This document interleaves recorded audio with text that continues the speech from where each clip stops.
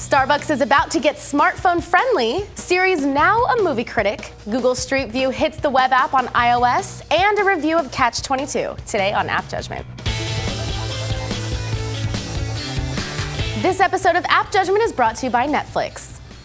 Welcome to App Judgment, your source for mobile app news and reviews. I'm Jackie Talbot. And I'm Mauricio Balvanera. Later on, we're going to be taking a look at Catch-22. We got a Twitter from them, so we played it. Yes. And we're going to be talking about that later on. But first, we should check out some news. Yeah, so actually very exciting for Square. Starbucks is taking Square wallet payments starting next month, which is very exciting. Yeah, that's pretty cool. About 7,000 US stores will be starting to take Square payments in early November. Starbucks has invested $25 million in the mobile payments company this August. Wow. So Square basically works where consumers link a credit card to the account, and then once you're at a restaurant or something, you can basically open a tab for that and then just rack on your money on that. It's like a proxy between your credit card and them. Yeah, and so now you can do that at Starbucks starting next month. Yeah. Initially, it will scan a barcode on your, if you use Square on your phone. GPS will be coming later, so that would make it a little bit easier to use. We've been using it a lot here in our neighborhood because there's actually a few coffee shops that accept Square, but we haven't talked about it a lot because it's not sort of a nationwide thing. Right. It's been very much for, like smaller companies and local San Francisco places. And right. So this is a... But Starbucks isn't just the local place. No, you may have heard of it. You may have seen it on every block that you live on. That's a huge, huge thing for Square. It is big. So we're going to be seeing a lot of it. I like the idea of the GPS implementation, but I'll take that tiny step of scanning a barcode. Because we actually have an episode where we tested the app with David Preger not too long ago. And what you do is you kind of open a tab even before you're there, and when you walk in, you just say your name, and that's it. Like, money never exchanges hands. That's pretty crazy. Yeah. That's awesome. It makes you spend a lot of money. Yes, which is great for Starbucks, so good on you. Yeah, so that's a cool story. Yeah. Also, Siri is a movie critic as well, and it's kind of tough being a robot. So the story here is Siri summarizes movies in a pretty funny way. It takes a look at Blade Runner, 2001: A Space Odyssey, Alien, Inception. If you want to check out a lot of these stories, just go to The Verge. This is where we got the story. Or just open up Siri and ask it yourself. Oh my gosh. But some of my favorite responses, for example, we've got Inception here. Inception is about dreaming about dreaming about dreaming about dreaming about something or other. I fell asleep. That's pretty accurate. I actually did fall asleep. Matrix is about Keanu Reeves in reality, and red pills and blue pills and black leather and guns, but mostly about Keanu Reeves. That's about right. And my favorite, Star Wars, is about a couple of helpful robots and their space adventures. Oh, and they're people trying to save the planet or something. Or something, that's just a minor detail. You know, what Siri lacks in speed up against Google Play, it makes up in wittiness. She's got a personality on her, that Siri. These are crazy snarky. Is that a thing, that Siri reviews movies, or is that? It is now. It is now. Bonnie had the great idea. Bonnie, who has been on the show and works with us, had the great idea of creating a review show, a movie review show with Siri in the co-seat. We really need to do that. If you guys want to do that, let us know, because we should. And finally, Google has released Street View for the iOS web app. Yay! Yes, yay. Google writes on their blog, to use Street View on your mobile browser, simply go to maps.google.com and search for a location. Then click the Pegman icon at the bottom right of your screen. It's a little guy. That little dude that lets you access Street View.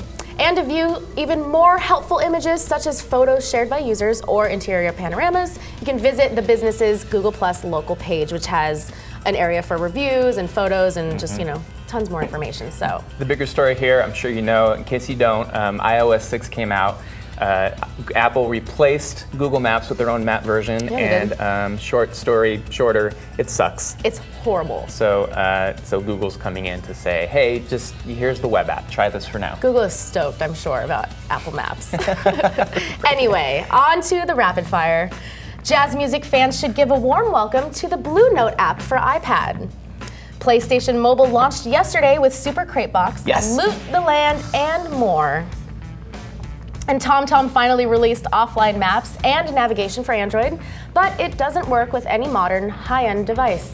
Yeah, that's kind of a weird one. It doesn't work on the Galaxy Nexus, doesn't work on the Nexus 7. So it'll work on your super old phones. It's very resolution dependent, and that resolution only works on older Android phones. I forget what the resolution is. I'll put it right here, but it's not pretty standard anymore. That's strange. But at least you have some more options now for, actually, you're an Android, you're fine. You have some great maps on there. Yeah, stop bragging. Also with the PlayStation Mobile, also a very limited number of devices that you can download it on. Right. I tried downloading it on Stephanie Chu's Nexus 7, and it worked, but the app won't open. So it installed just fine, but the app won't open right now, and a lot of people are having trouble with it. If you got it working, let us know, because Super Crate Box is awesome. And this is opening up a lot of opportunities to get like great Sony licensed games. But if it won't open, not doing you any good. What can you do? Nothing. Yeah. Yes. All right, we're going to check out Catch-22 in a sec, but first, let's thank our sponsor, Netflix. They stream TV shows and movies directly to your home, saving you time, money, and hassle. As a Netflix member, you can instantly watch TV episodes and movies streaming directly to your PC, Mac, or right to your TV with your Xbox 360, PlayStation 3, or Nintendo Wii consoles. Plus, you can get it on your Apple or Kindle or Nook or Android devices. It's pretty nice. It's all over the place. You can get a free 30-day trial membership. Just go to netflix.com/AJ and sign up now. Do it. So Catch-22, the basic premise is that you're looking down on a globe, and you've got two, I'm calling them marbles, that are circling in opposite directions, right? What happens is you're in control of one of the marbles, and you have to hop over the other marble that's coming in the other direction. Right, to get little coins. Yeah, orbs or coins or whatever they are. Yeah. Well, so you have to avoid the opposing marble and pick up these orbs at the same time. Right. Once you collect a certain number of orbs, you switch controls of marbles. Right, so now following me? Immediately you're going the complete opposite direction of what you were doing. As you're moving around, there's a little trail, like breadcrumb trail, to tell you what your path has been. When you switch marbles, the other marble keeps going, and it's mimicking the last jumps that you were doing. Right. We're showing it right now. It's a lot more difficult to explain than it is. Explaining it doesn't work. And that's why it's a really interesting concept, because it really lends itself to some awesome visual opportunities. Definitely. So obviously you lose if you collide with your old self. Right, yes. There is a little moment of save time when you switch between the two. And it's actually pretty cool to watch them collide and come back. But if you do collide when it's not during that save zone, your marbles will shatter. Yep, and you're done. And you're done. That's right. Some pros in this game. It's really calming. It's calming, but it's also like keeps you on your toes, because you have to pay attention like which direction you're going. You really have to concentrate. And once you get into that rhythm of being able to switch which marble you're looking at, you fall into the zone. Awesome concept. Game Center integration was good. Right. I have a lot of cons, though, I have to say. I unfortunately did as well. So, like I said, it's a great concept. It's not that good of an implementation. And I still think it should be an IndieCade nominee, because this is the indie scene. The concept is really there, but some of the graphics are really low res. You can see like the globe. It just doesn't look like an iOS game right now. It obviously can look better. Yeah. I think they could have done some really cool stuff with the music and sound. Right now, when you pick up the orbs or collide with marbles and crash, they're just kind of these sound effects that are separated from the existing music. I think there could have been some cool dyad type stuff going on. Definitely. So where it made sense with the background music when you had the actions happening. Right. Yeah. Right.